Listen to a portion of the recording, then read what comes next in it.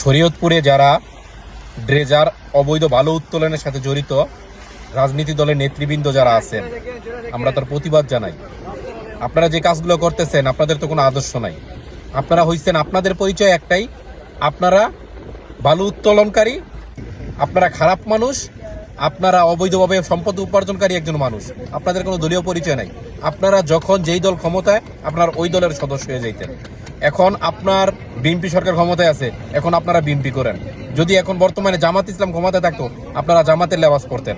তারপরও আপনারা অন্যায় কাজ করতেন এবং আপনাদের যে বালু উত্তোলন কাজ আপনারা এটা চালায় যেতেন।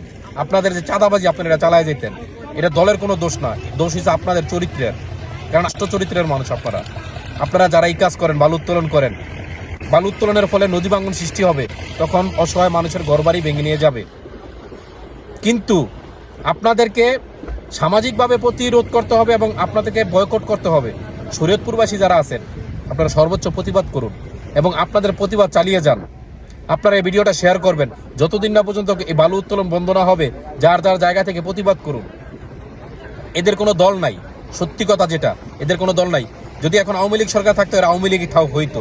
যদি এখন বিএনপি আছে, তারা বিএনপি। যদি জামাত ক্ষমতায় থাকতো, তারা জামাত হইতো। যদি এনসিপি ক্ষমতায় থাকতো, এই চোদনারা এনসিপি হয়ে যাইতো। ওদের কোনো দল নাই এবং ওদের দায়ভার কখন দল বহন করবে না। আপনারা ওদেরকে ধরে উত্তম মাধ্যম দিয়ে দেন এবং ওদেরকে সামাজিকভাবে বয়কট করুন।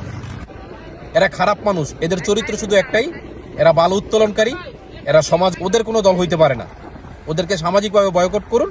যতদিন না পর্যন্ত বালু উত্তোলন বন্ধ না হবে, ততদিন পর্যন্ত আপনারা প্রতিবাদ চালিয়ে যান এবং যার যার জায়গা থেকে প্রতিবাদ গড়ে তুলুন। এবং আপনারা শরীয়তপুরবাসী যারা আছেন, এই পদ্মা নদীর পাশে যারা আছেন, তারা ভিডিওটা শেয়ার করবেন এবং আপনাদের জায়গা থেকে আপনারা প্রতিবাদ চালিয়ে যান। আমি আপনাদের পাশে আছি, ইনশাল্লাহ সবসময় পাশে থাকবো, অন্যায়ের প্রতিবাদ করে যাব, সে যেই হোক না কেন।